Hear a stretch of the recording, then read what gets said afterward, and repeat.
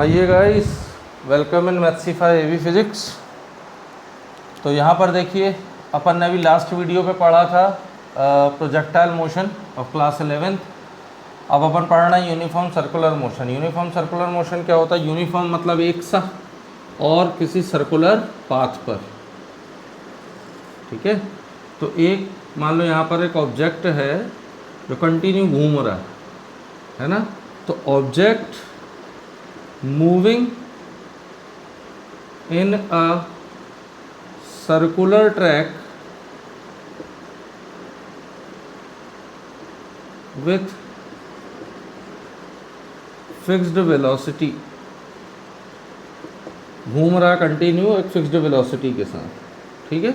तो वो कहला जाएगा uniform circular motion,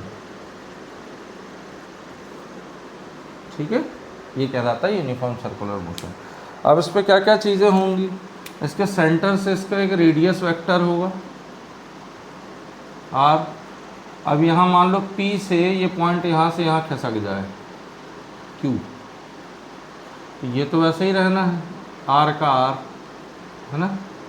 radius is always equal, but इसने कितना एंगल चला, दैट इज थीटा। और यहाँ से यहाँ कितना चला डिस्प्लेसमेंट, तो अपन ने बोल दिया linear displacement, that is del S. तो ये हो गया डेल थीटा, ठीक है। अब यहाँ पर देखो, तो यूनिफॉर्म सर्कुलर मोशन, तो अपन लिखेंगे object moving in a circular path with uniform velocity motion of a an object moving in a circular path with uniform velocity can consider as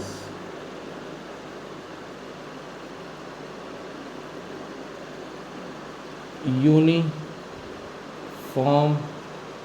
circular motion, ठीक है। इस पे याद रख लेना, यूनिफॉर्म सर्कुलर मोशन पे it is always an accelerated motion, it is always an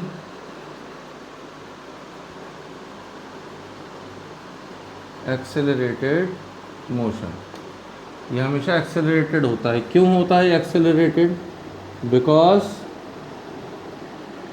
at every instant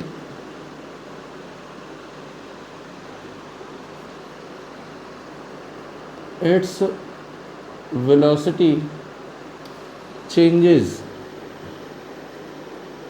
its direction, इसलिए ये हमेशा, और मैग्नीट्यूड फिक्स है, मैग्नीट्यूड इज फिक्स्ड। तो उसकी वेलोसिटी फिक्स है, लेकिन उसकी डायरेक्शन हर एक इंस्टेंट पर चेंज हो रही है ना। ऐसी आ गई, थोड़ी देर बाद ऐसे आ गई, फिर आके फिर ऐसी आ गई, फिर यहाँ से आई तो ऐसी आ गई। तो ये वेलोसिटी जो है फिक्स है, लेकिन डायरेक्शन चेंज होने की वजह से उसमें एक्सेलरेशन बन रहा है, और इसी को अपन क्या बोलते हैं? एक्सेलरेटेड मोशन, ठीक है। अब इस पर एक और चीज़ पढ़ेंगे। क्या पढ़ेंगे? Angular displacement.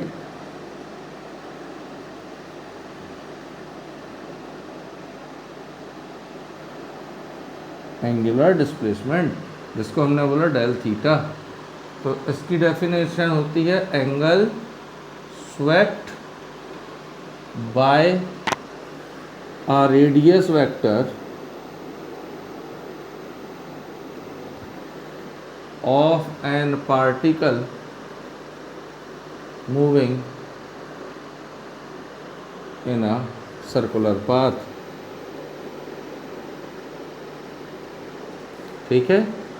तो एंगल स्वेप्ट, कितना एंगल स्वेप्ट किया किसी पार्टिकल ने जो सर्कुलर पाथ पर घूम रहा है, तो अपन क्या लिखते हैं formula? Angle is equal to होता है आर्क अपॉन रेडियस, यही होता है। तो आर्क कितनी है हमारी? पी क्यू, और रेडियस क्या हो गया हमारा OP या फिर OQ, इसको O ले लो, ठीक है। तो हमने यहाँ लिखा था डेल थीटा, इसको लिखा था डेल S और इसको ले लिया R। तो ये R इधर मल्टीप्लाई, तो del S is equal to del theta into R। तो यहाँ हो जाएगा लीनियर डिस्प्लेसमेंट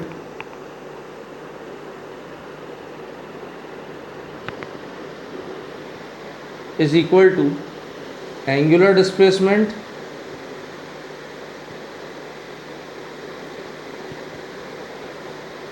इनटू रेडियस।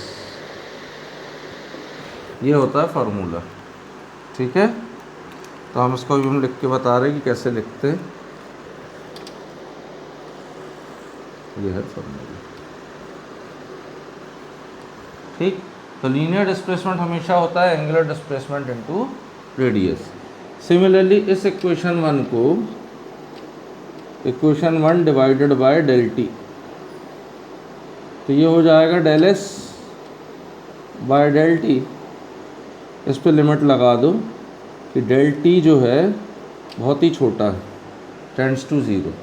यहाँ पर भी कर दो del Q R upon del T, थोड़ा दूर लिख दो, limit del T tends to zero del Q R upon del T, हो गया। तो del S upon del T यानी लीनियर डिस्प्लेसमेंट अपॉन टाइम क्या कहलाती है, वेलोसिटी। तो इसको अपन लिख सकते हैं D we by D T, D S by D T, ये हटा के, और ये हो जाएगा मेरा आर का r D theta by D T. D S by D T कौन कहलाता, वी, आर का आर, और D theta by D T कौन कहलाता, ओमेगा, है ना, एंगुलर वेलोसिटी। तो अपन यहाँ कर देंगे linear velocity is equal to radius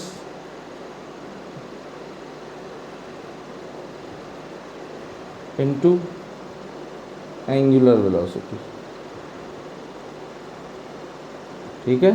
तो एंगुलर वेलोसिटी क्या कहलाती है, ओमेगा। ओमेगा क्या कहलाता है, rate of change of angular displacement upon time. और लीनियर वेलोसिटी क्या कहलाती है, rate of change of linear displacement upon time. Clear हुआ, ठीक। तो चाहे अपन लीनियर लें तो लीनियर याद रखो, लीनियर हमेशा एक तरफ होता है।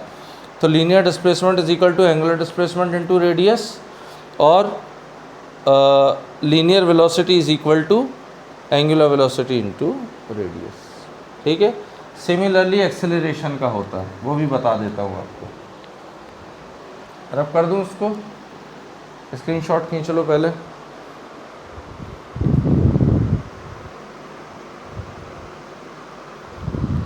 अब एक चीज़ और बता देता हूँ, relation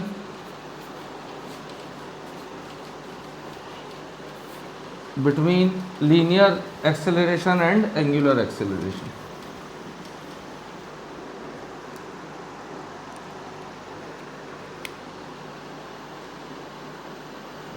relation between linear and angular acceleration. देखो हमें ये पता है कि linear velocity is equal to radius into angular velocity. दोनों को डेल टी से डिवाइड कर दो, तो डिफरेंशिएट कर दो, basically differentiate with respect to time. तो d we by D t, r का r, d omega by D t. तो d we by D t क्या होता है, एक्सेलरेशन। रेडियस का radius, d omega by D t is the alpha. तो alpha is the angular acceleration. Acceleration का formula क्या होता है, rate of change of velocity, that is d of omega by D T. और A क्या होता है, this is a linear acceleration. ये हो जाएगा मेरा D of V by D T. ठीक, तो एक रिलेशन ये आ गया। तो यहाँ पर आ गया बेटा ये वाला रिलेशन, linear acceleration is equal to radius into angular acceleration. ठीक है, तो हमारे पास बेसिकली 3 रिलेशन होगा इस वीडियो पे। देखो कौन कौन से। Linear displacement that is S is equal to theta R, एक। फिर v is equal to omega R, 2। और a is equal to alpha R. ठीक है, हमेशा देखना लीनियर एक तरफ है और रेडियस के साथ एंगुलर अगली तरफ है। तो याद रखना hint, linear is equal to radius into angular. अब चाहे डिस्प्लेसमेंट हो, चाहे वेलोसिटी हो, चाहे एक्सेलरेशन। ठीक, चलो थैंक यू, मिलते हैं नेक्स्ट वीडियो पर।